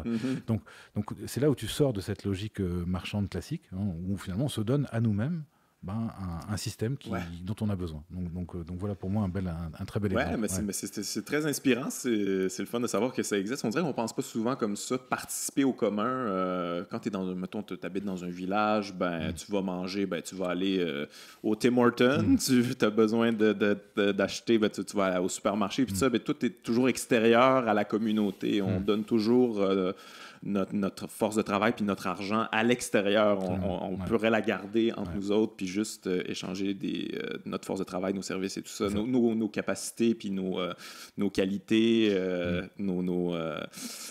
j'ai juste le mot anglais, no skills, là, ce qu'on sait faire, qu'est-ce qu'on peut contribuer dans la société. Puis c'est gratifiant aussi. Là, absolument. Puis ça, je pense que c'est une des raisons pour lesquelles ça marche. C'est-à-dire qu'on redécouvre un vrai plaisir aussi à coproduire ce qu'on va consommer, ce qu'on va utiliser. Je pense que c'est une des choses qui explique ce regain des communs actuellement un peu partout en Occident, où tu as vraiment beaucoup de jeunes notamment qui s'organisent comme ça. Ça peut être dans les villes, hors des villes.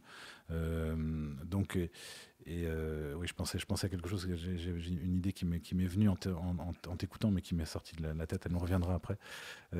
Donc oui, alors, ce qu'on peut souligner, c'est que le commun, c'est pas la commune. Une commune, on en a de plus en plus actuellement. La commune, c'est quelque chose de plus exigeant parce que là, on partage tout. C'est-à-dire, dans un commun, on ne partage pas tout. On partage juste un peu de temps de travail, des outils, des moyens de production éventuels, des compétences, mais on ne partage pas tout. Alors que dans la commune, on partage tout. Ce qui est quand même pas évident. Là. C'est pas... Donc, faire la promotion des communs, c'est pas faire la promotion des communes. Ça nous paraît vraiment très exigeant comme modèle. Il y a des humains qui sont embarqués là-dedans. C'est pas ça. C'est pas ce qu'on met de l'avant. C'est pas non plus la coopérative. La coopérative, c'est aussi une façon de se mettre ensemble, mais une des limites du système coopératif, je pense, ça a été que c'est un système qui s'inscrit dans le système marchand. Tu te mets ensemble soit pour produire une marchandise, coopérative de travailleurs, soit pour acheter une marchandise que tu ne peux pas acheter tout seul, coopérative d'acheteurs, de consommateurs, par exemple une coopérative d'habitation. Le commun, c'est vraiment l'idée qu'on essaie, non, on n'essaie pas de produire, d'acheter une marchandise, on essaie de produire pour soi, pas que pour soi, on peut aussi vendre une partie de sa production, mais d'abord pour soi. On est vraiment dans cette logique d'autoproduction. D'entraide, de partage. C'est fou, ça, quand même, qu'on a intégré, tu sais, moi, mettons, il faut que j'achète une tondeuse. On peut pas juste se prêter ça ici, là, dans l'arrondissement. Je pourrais juste faire ça, ça fonctionnerait très bien. J'ai retrouvé l'idée que je voulais évoquer, c'est qu'en même temps, pourquoi est-ce qu'on le fait pas ? Ça, c'est la force du capitalisme. C'est qu'effectivement, ça coûte quelques pièces d'aller chez Tim Hortons. Et puis, tu as de la bouffe, puis tu n'as pas d'effort à faire. Et donc, c'est un système qui a été extrêmement puissant aussi. Il faut reconnaître cette puissance-là. Ça nous coûte rien. Ça fait très peu d'efforts que de consommer tout ça. C'est un sentiment de liberté aussi, même si finalement tu ne nourris pas très bien, on t'exploite, puis tu ne retires rien de tout ça, mais tu as l'impression, mon Dieu, c'est moi qui fais les choix. Je suis libre, je possède ma destinée. C'est toute la force de ce système. Donc il faut commencer par la reconnaître pour ensuite essayer de réfléchir à la manière d'en sortir. Mais c'est qu'effectivement, il est très puissant et il est associé à cette idée de liberté. C'est une certaine liberté. C'est la liberté, effectivement, de choisir entre différentes marchandises, en fait. Ce qu'on essaye de mettre de l'avant dans la réflexion sur la décroissance, c'est que ça se fait au prix d'une perte d'une autre liberté. C'est-à-dire comment tu organises ta vie, en fait. C'est-à-dire que finalement, tout ça, l'organisation générale de nos vies, de nos cités, de nos sociétés, elle nous échappe complètement. Là, on n'a plus aucun pouvoir de décision là-dessus. Et y compris nos politiques, c'est-à-dire y compris les gens qu'on va élire pour essayer de régler ces questions-là. Qu'est-ce qu'ils nous disent quand on affronte un certain nombre de problèmes? Ils disent non, ça nous dépasse. Nous, on ne peut rien contre les très grosses multinationales, on ne peut rien contre les dynamiques économiques internationales.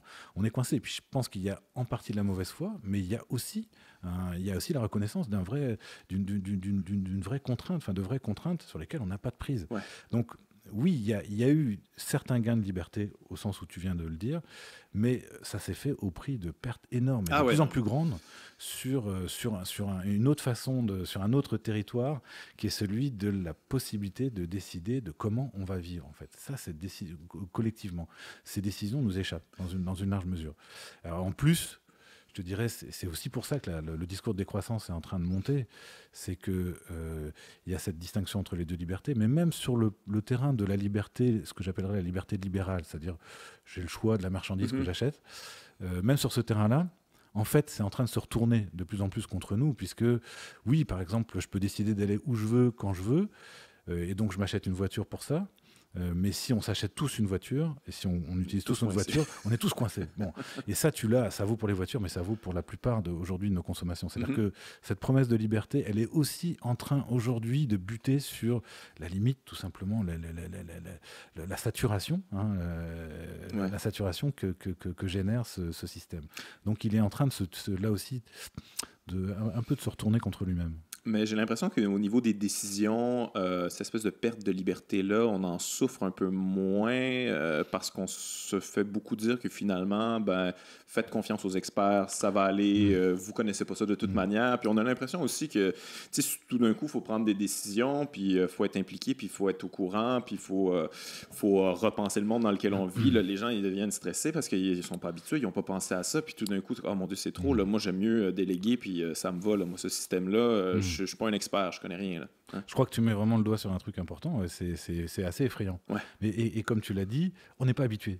Parce que regarde nos vies, en fait, depuis qu'on est rentré, même au CPE ou à la petite école, bon, la plupart des décisions nous échappent complètement. C'est-à-dire que on a une autorité qui nous dit voilà, tu vas apprendre ça de telle manière, tu vas suivre tel parcours, etc. Enfin, donc on a des choix effectivement entre marchandises, mais il y a des choix fondamentaux qu'on n'a pas en fait. Et on a appris à obéir. À mon avis, j'ai bien peur. Je veux pas du tout critiquer mes collègues enseignants, mais qu'est-ce qu'on apprend fondamentalement à l'école? On apprend effectivement à obéir beaucoup.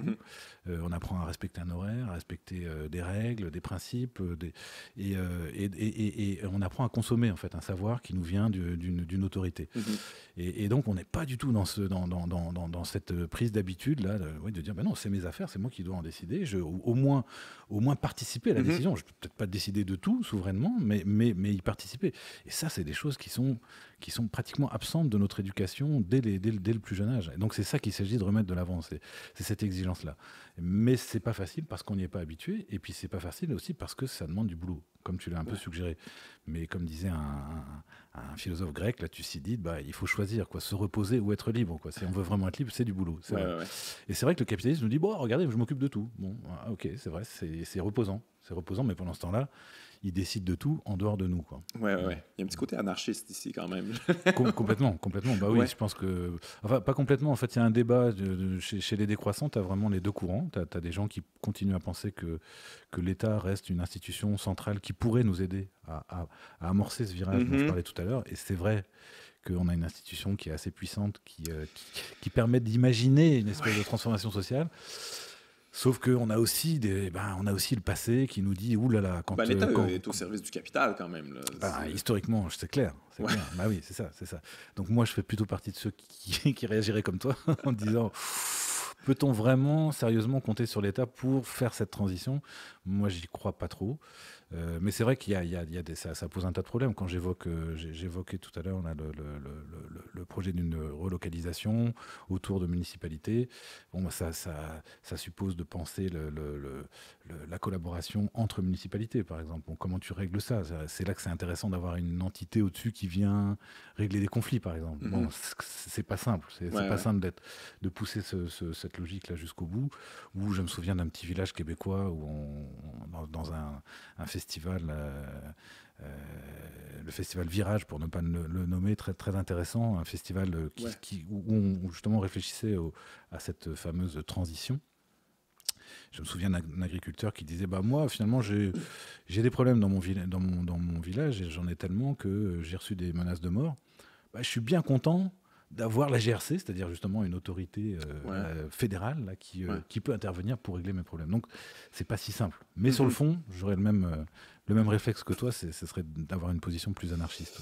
Ouais, mais en même temps, les solutions des États, ça n'a pas vraiment fonctionné. Là. J'imagine que toi, tu n'es pas vraiment pour ça. Là. La taxe carbone, ce qui est encore une fois une solution capitaliste à un problème...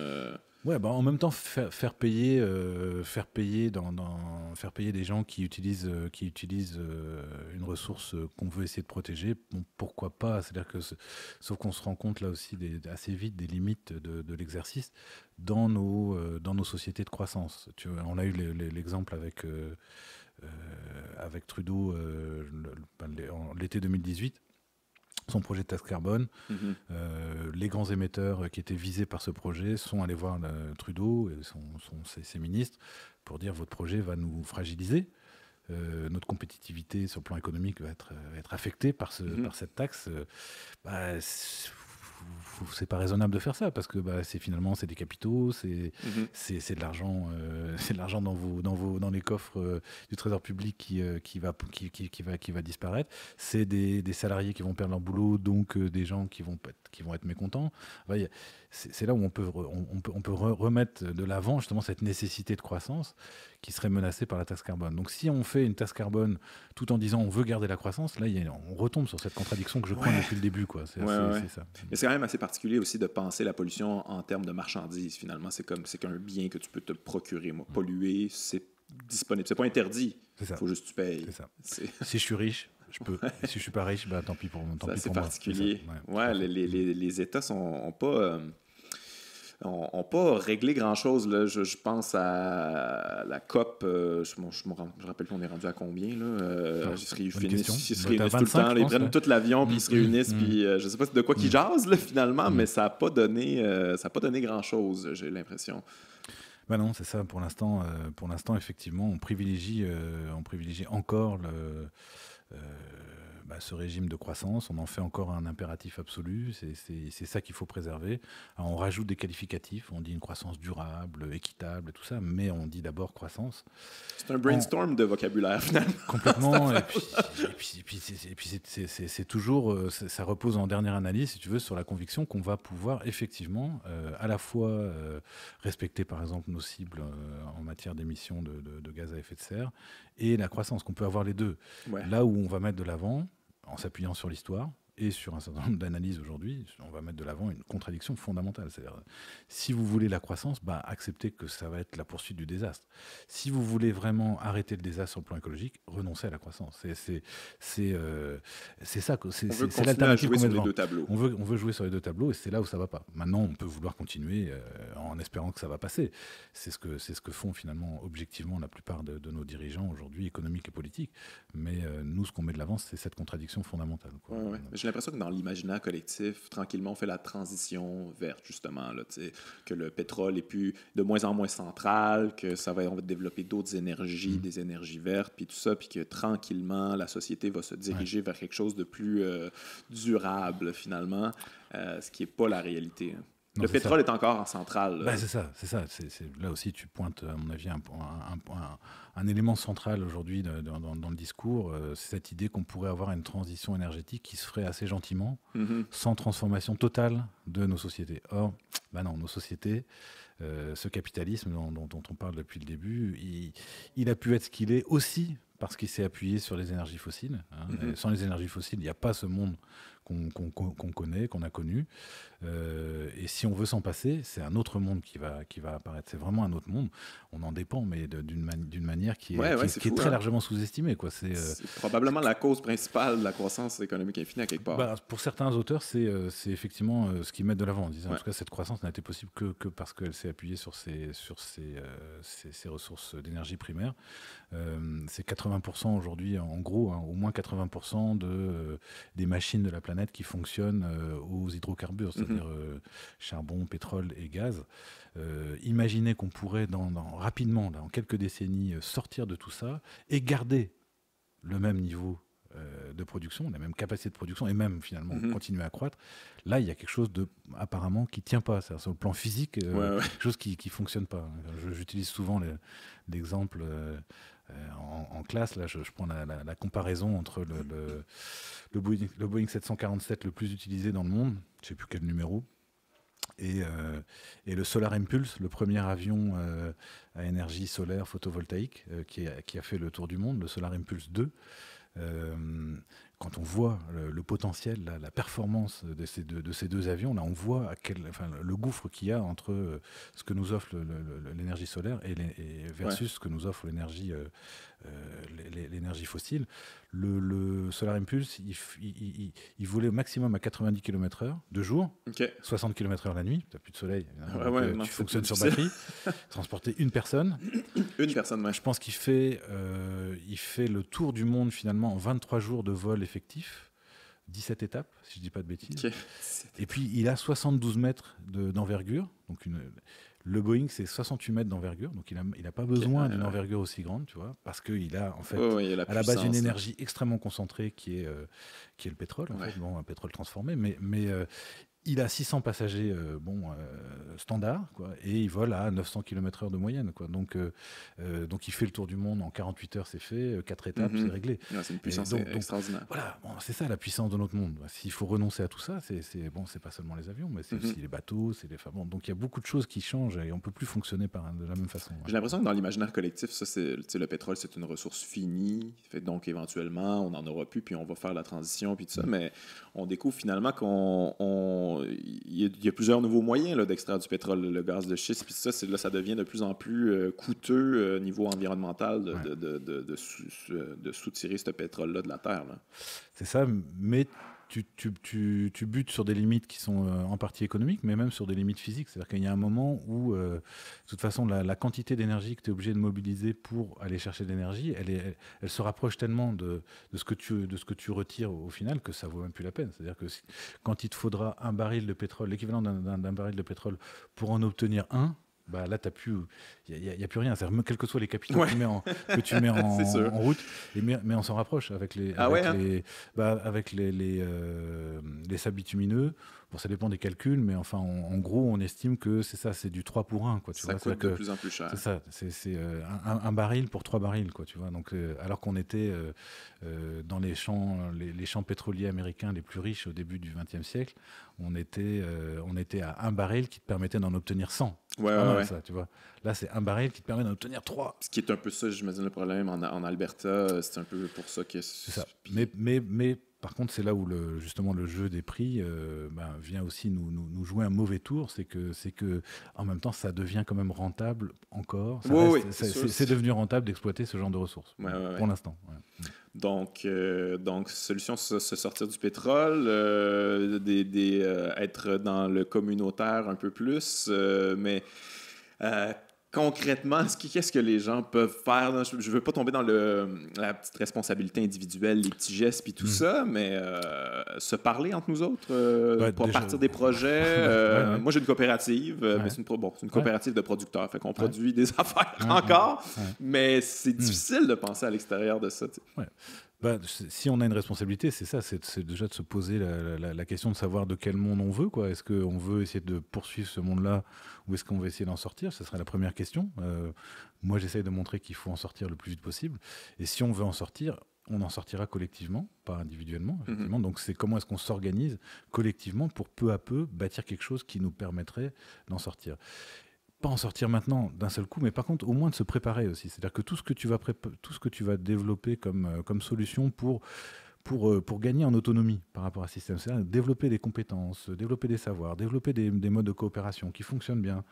C'est pas mal c'est pas mal de choses utiles pour des situations dans lesquelles les choses vont marcher moins bien. Et quand on va avoir des États qui vont avoir de plus en plus de mal à assurer un peu leurs fonctions de base, là, notamment la sécurité, les gens qui se seront organisés, ils auront pas mal une longueur d'avance pour dire, regardez, on a trouvé des solutions, ça fonctionne, faites comme nous, on va. Et c'est, si tu prenais l'exemple de la tondeuse tout à l'heure, pourquoi on partage pas les tondeuses? Ce que fait la remise à Montréal, qui est une bibliothèque d'outils, très intéressant, c'est-à-dire qu'on partage des outils. On sait que la plupart de nos outils servent jamais. C'est un gaspillage dont le capitalisme a absolument besoin, mais dont on n'a pas besoin pour vivre. Donc tu partages ces outils, tu partages les savoirs en fait. Parce que tu as des ateliers où tu vas apprendre aussi à utiliser ces outils et à fabriquer toi-même ou réparer toi-même un certain nombre de choses. Très, très, à mon avis, très intéressant. Je pense que c'est sûr que en elle-même, la remise change pas le monde là, mais commence à y contribuer parce qu'elle nous donne les moyens de se réapproprier un peu un certain nombre de savoirs, de compétences, de moyens de subvenir par nous-mêmes à nos besoins. Et je te dirais aussi, mentalement, c'est aussi quelque chose de très positif, en ce sens que je pense que c'est quelque chose de satisfaisant, tu le disais tout à l'heure, à reprendre un peu le contrôle là, sur des éléments un peu très simples de ta vie. Tu es dans une forme d'action collective avec d'autres. C'est pas facile, toujours le collectif. Mais, non, c'est pas toujours facile. Mais voilà, on va dans le bon sens. C'est-à-dire que c'est pas du temps perdu, c'est pas des efforts perdus. Tu es déjà dans une autre façon de vivre, un autre rapport à ce monde-là. Tu es dans la réalité, dans le contact humain. Tu n'es plus dans cette espèce de consommation simple que tu évoquais avec tes exemples, qui étaient des bons exemples. J'ai un peu faim, je vais chez Tim Hortons, j'ai machin, je consomme. Non, tu n'es plus dans la consommation, tu es vraiment dans une forme de coproduction, ou donc avec d'autres. J'imagine qu'il va falloir perdre un peu de confort là, pour peut-être réaliser, parce que c'est quand même fou de réaliser que les révolutions, on dirait qu'elles sont difficiles à démarrer, mais on a tous les outils maintenant, on a Internet, on est tous interconnectés, on pourrait faire ça assez facilement, mais c'est un peu déshumanisant aussi. Il n'y a plus de contact humain, donc on est chacun de notre côté dans nos petites affaires, mais on les a, les contacts. Là. On peut agir maintenant. Là. Ouais, et Internet peut effectivement servir, en même temps tout en ayant à l'esprit que l'évolution actuelle d'Internet est elle aussi insoutenable, en termes de consommation énergétique notamment. Les fermes de serveurs... On n'y arrivera pas. En fait, on n'y arrivera pas sans énergie fossile, finalement, à soutenir le développement d'Internet. Donc, c'est que tu disais un peu moins de confort. Oui, il y a des choses qu'on ne pourra plus faire, des choses qu'il faudra plus faire. Même sur une question qui paraît aussi élémentaire que l'électricité, par exemple, on est en train de réaliser que dans un monde post-croissance, peut-être qu'il faudra accepter que l'accès à de l'électricité pourrait être intermittent. C'est-à-dire qu'on n'aurait pas tout le temps la possibilité d'appuyer sur un petit piton puis d'avoir de la lumière, de l'électricité. Il va peut-être falloir effectivement imaginer des mondes où on aura cette intermittence, ce que vivent bien des humains sur la planète. Puis on a vécu sans électricité. Mais donc, il faut imaginer... de fait, si on tire toutes les conséquences de ces limites que j'évoquais tout à l'heure, il faut imaginer un monde où un certain nombre d'éléments de confort vont disparaître, mais avec des gains, notamment, pour moi, un des gains fondamentaux, c'est du temps, et c'est la possibilité justement de recommencer à se mêler de nos affaires, quoi. C'est-à-dire collectivement pouvoir dire non, ça on n'en veut pas, des choses qui nous échappent aujourd'hui. Merci beaucoup Yves-Marie Abraham, c'est très inspirant tout ça. J'espère que ça va inspirer les gens qui nous écoutent. Merci d'avoir un petit peu plus approfondi ce sujet-là qui est la décroissance, qui est un sujet fondamental en ce moment. Merci. Merci à toi. Merci.